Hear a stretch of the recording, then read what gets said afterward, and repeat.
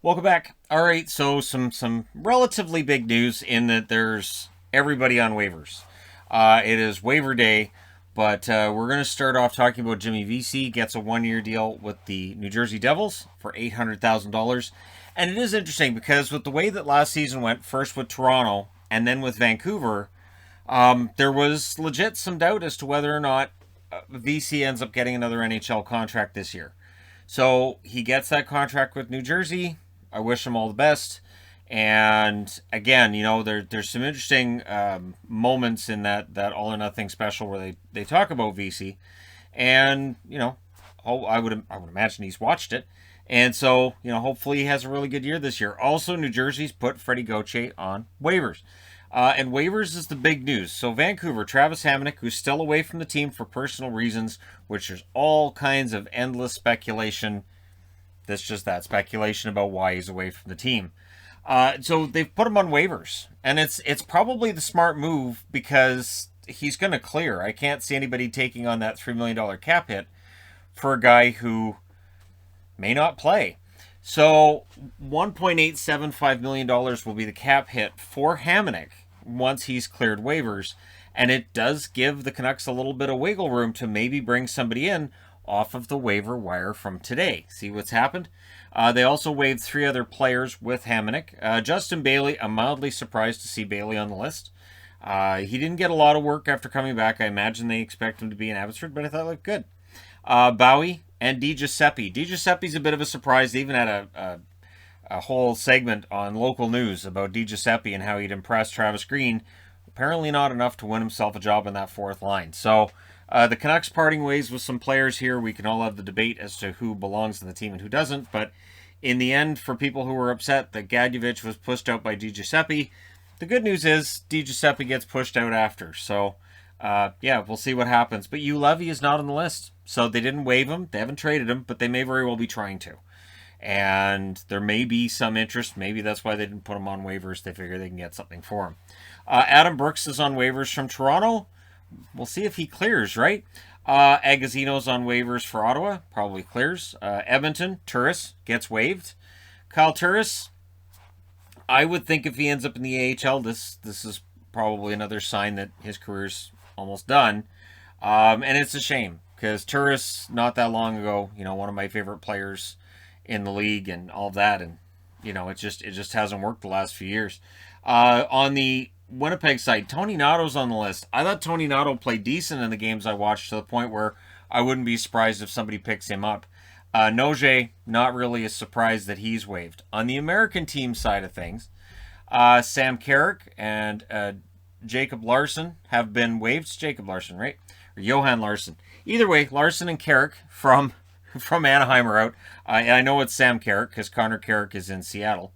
So, yeah, we'll see whether or not Seattle decides to put the Carricks together or what.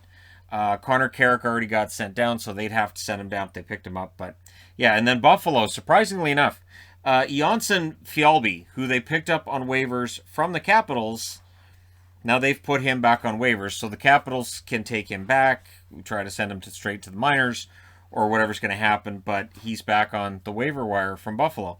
On the Carolina side, Jelena is on waivers as well as Levo. Come on, Vancouver. Josh Levo's right there.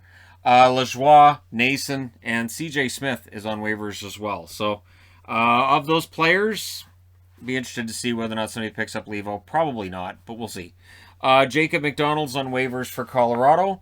Might be an interesting pickup on the blue line for somebody who's looking for a defenseman without having to give anything up. 2 goalies out of Chicago are on waivers, both Subban and Delia. So yeah, Malcolm Subban has been put out of a job by Marc-Andre Fleury, and it's happened again. So I don't think Subban gets claimed. I'd be very surprised if Delia did. But while I say that with Subban, there may be a team in the league that looks at Subban and says, you know what?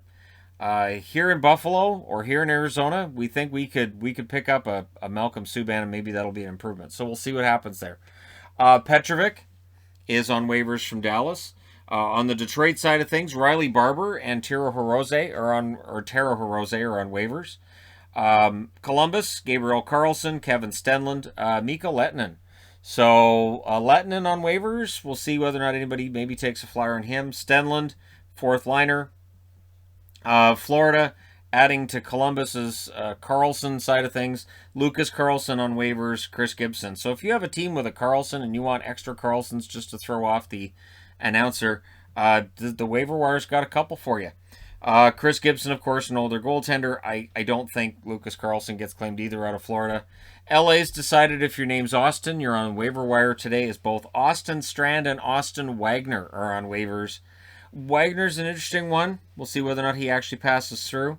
One thing with all these names on the board, you will get guys who get through that later on this year we're going to ask, how did that happen?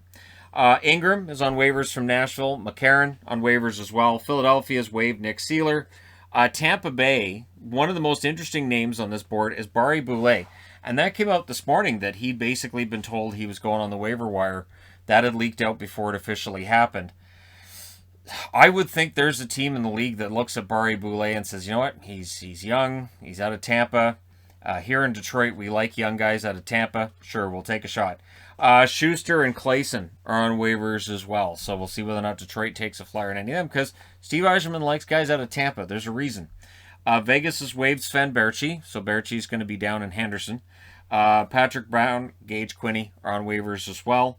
And the Washington Capitals wrap this up with Zach Fucale, and Pilon is on waivers as well.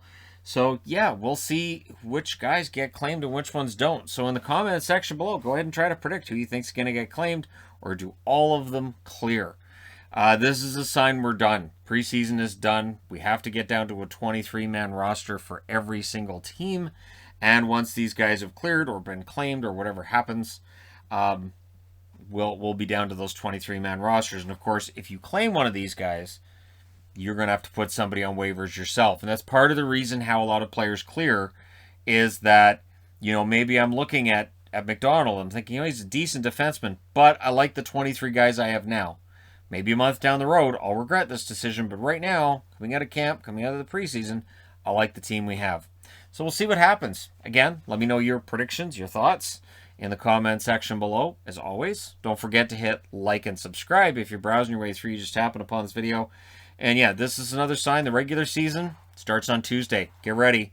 I will talk to you guys again soon. And if you haven't already hit like and subscribe, go ahead and do so.